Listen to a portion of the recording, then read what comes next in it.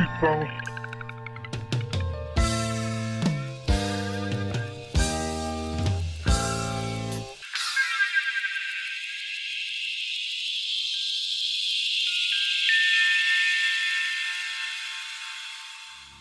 right, so now I want to go into the famous works of Flavius Josephus, right? The Antiquities of the Jews, right? He's one of the most famous so-called Jewish historians, right? Quoted and used as a primary source in many, many instances in academia. We're going to dodge the hijack with this, whitewashed version of him. So this is written by himself, it says here, translated from the original Greek by William Winston, AM, professor of mathematics in the University of Cambridge. All right, so very scholarly source, this one, I guess, right here, right? And we're going to go to a specific page, what he had to say about the Chaldeans. What did Josephus have to say about the Chaldeans, all right? On page 48 of this book, it says here, Shem, the third son of Noah, had 5 sons who inhabited the land that began at the Euphrates and reached to the Indian Ocean. For Elam left behind him the Elamites and the ancestors of the Persians. Whoa, did you know that? All right, I've mentioned this before. Part 2 of my Nations of the World video. All right, Elam is the progenitor of the Elamites, who are actually the ancestors of the Persians. Yeah, the historic Persians are actually descendants of Shem. Yes. All right. Elam, that's one of Shem's sons, the ancestor of the Persians. Asshur, all right, Asshur lived at the city of Nineveh and named his subjects Assyrians. Yes, the Assyrians are from Asshur. Asshur, all right, Assyrians, Asshur. Again, Asshur was the second son of Shem, the son of Noah. Ashur's brothers were Elam, Arphaxad, Lud, and Aram. Again, the Assyrians come out of Asshur, who's the son of Shem. The Assyrians and Persians, again, so far, Shem, all right? Persians and Assyrians, who became the most fortunate nation beyond others. Arphaxad, now pay attention, Fasad, or Kasan, Fasad, named the Arphaxadites, who are now called Chaldeans. Who are the what? The Chaldeans. They're now called Chaldeans. Who? Arphaxadites. The Arphaxadites, or the descendants of Arphaxad. They're Chaldeans, right? Who was the Chaldeans again? That's where Abraham and Terah, his dad, were living in Chaldea, right? Or Uriah, the land of Uriah, or Ur-land, right? That was actually descendants of Arphaxadites or Arphaxad. Again, all from Shem. Aram had the Aramites, even the Aramites, which the Greeks call Syrians. All right, the Syrians or Aramites are from Aram, which is from Shem. All right, as Lod founded the Lodites. All right, the Lodites, which are now called Lydians. The Lydians are also from Shem. Again, this is Josephus, very scholarly source, according to, colleges and universities and professors, right?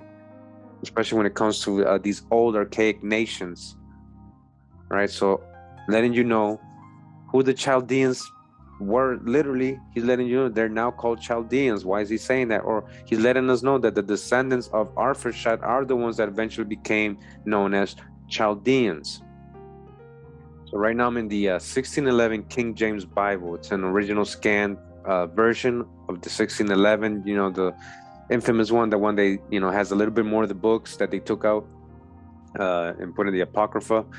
It also has some very neat genealogical family charts, which is going to correlate with what we're learning today. But we just read about Shem's descendants, and I'm assuming to his tree right here.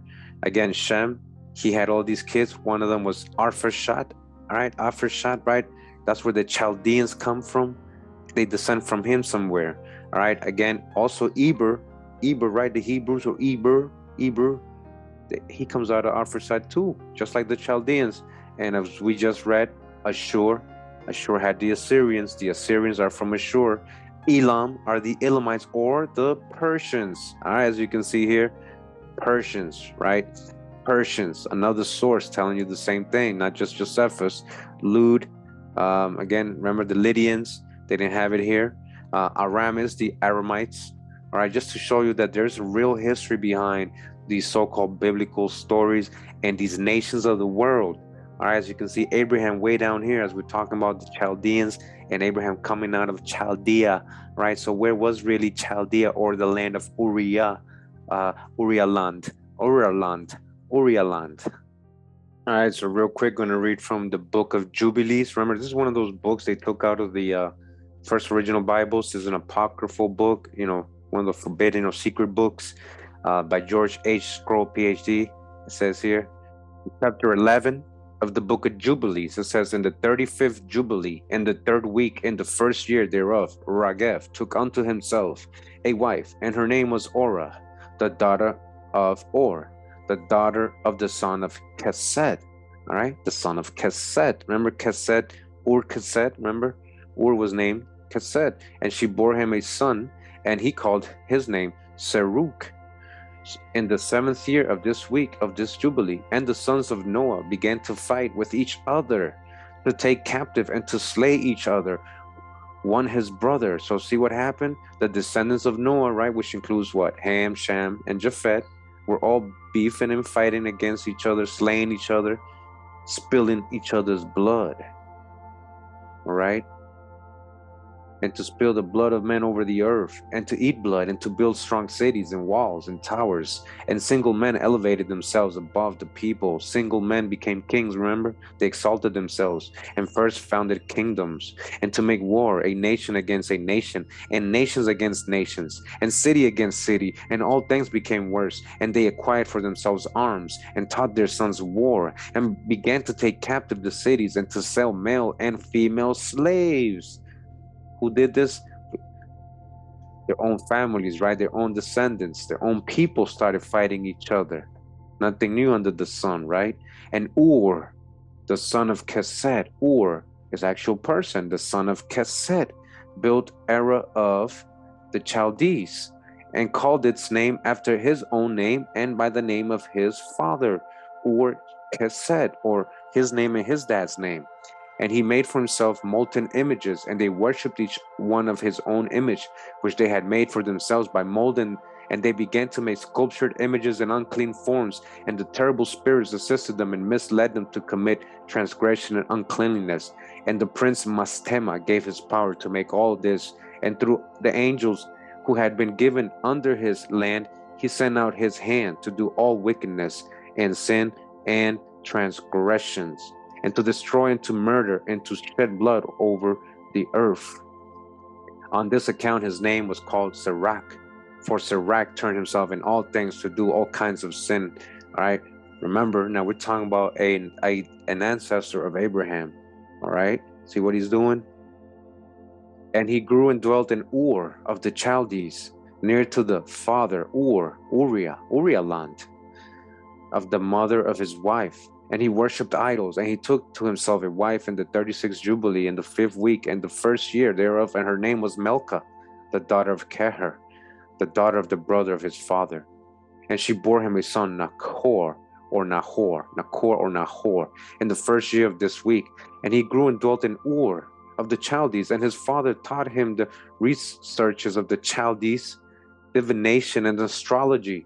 Divination, right? Magic, right? Astrology, according to the signs of the heavens. Remember, the Chaldeans are famous for that.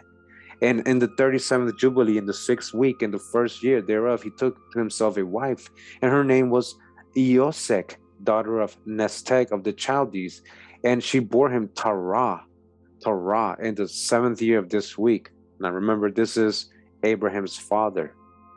And it says here in number 10, and the prince Mastema sent ravens and birds that they should eat what was sown on that land, in order to destroy the land, so that they might deprive the children of men of their labor. For before they plowed in the seed, the ravens picked it up from the surface of the ground.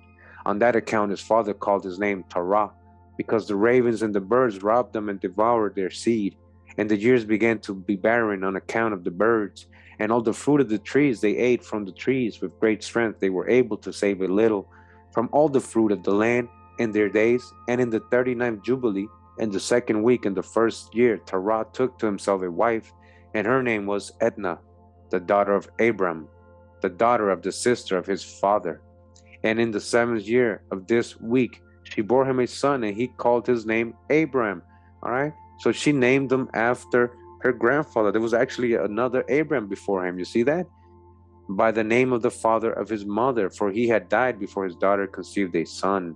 Oh, wow. So they named him Abram after his grandfather. You saw that? So this is the famous Abraham. All right. So I just wanted to show you the background of where we get these biblical stories, how, you know, Abraham was in this evil land, right, with all these idols, and his dad and everybody was worshiping idols, and he had to like kind of go against his dad, and he had to flee from there because they were all into this idol worshiping and all this stuff, and he went into the promised land, right, Canaan. All right, so now I just wanted to show this also. They said that Kesed, right, or Kesed. Now it says here about Salah. Let's go back to the genealogical chart real quick.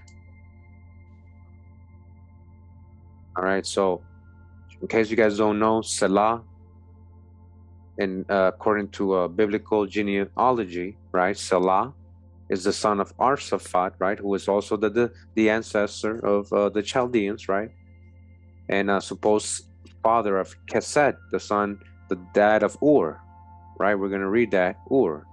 But Salah is another son of Arphaxad, right? If there is and Salah is the dad of Eber, or all of the progenitor of the Hebrews, Eber, right? The feather, those who went away or split, crossed the Euphrates, went away, right? Separated, migrated beyond the river, those on the other side, one literally from the opposite side, right? So just wanted you guys to have a reference. Let's go back.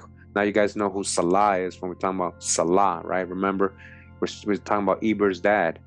So when we go back to the Book of Jubilees, and we're in chapter 8 in the Book of Jubilees, and we're on verse number 5, it says here, and in the 4th year, Salah, right? Salah, the dad of Eber, was born, and he grew up and took to himself a wife, and her name was Mu'ak.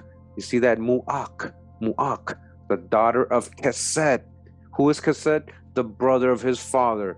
Whose father? Salah's father. Who is Salah's father? Again, Salah's father is Arphaxad, right? Salah is Arphaxad. So that means that Arphaxad has another son, according to what we just read in Jubilees, named Kesed, which is not shown here, right? They only go down one line.